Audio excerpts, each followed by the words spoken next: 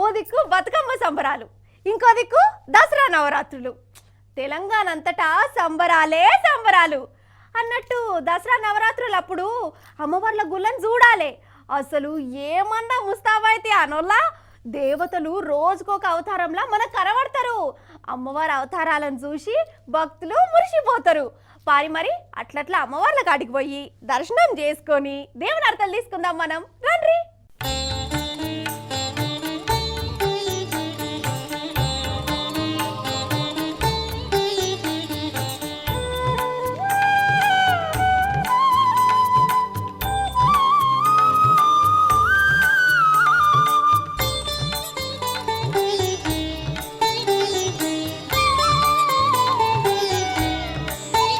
వరెవ్వా, అగో అమ్మవారిని ఇట్లా చూస్తుంటే నాకు రెండు కళ్ళు జాలతలేవు. చూడురి, ఇటు చూడు, పైసల నోట్లే 500, 200, 100 నోట్లతోని గుడంతా ఇట్లా ముస్తాబ్ చేసిరు చూడు.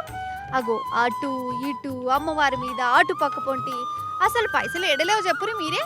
మన గద్వాల వాసవి కన్యకా పరమేశ్వరి గుడి ఉన్నది కదా, ఆ అమ్మవారు ధనలక్ష్మి అవతారంలో దర్శనమిచ్చింది. 3,51,00,000 రూపాయలతోని అమ్మవారిని గొగ్గిట్ల ముస్తాబ్ చేసి పూజలు చేసిరు. గద్వాల జనాలే కాదు, చుట్టుముట్టున్న జిల్లాల నుంచి కూడా జనం వచ్చి కన్యకా పరమేశ్వరి అమ్మవారి నుంచి దీవెన అర్థం తీసుకున్నారు.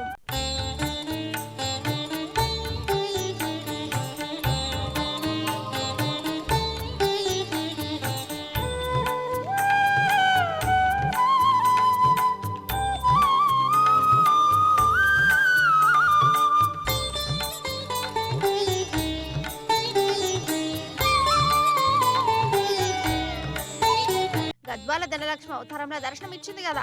ఇటు మన భద్రాద్రి రామయ్య గుడికాడ చూడురి, ఇక్కడ అమ్మవారు సంతాన లక్ష్మి అవతారంలో భక్తులకు దీవెనహర్తులు ఇచ్చింది. ఇట్లా 12వ తారీఖు దాకా అమ్మవార్లు రోజుకొక అవతారంలో మనకు దర్శనం ఇస్తారు.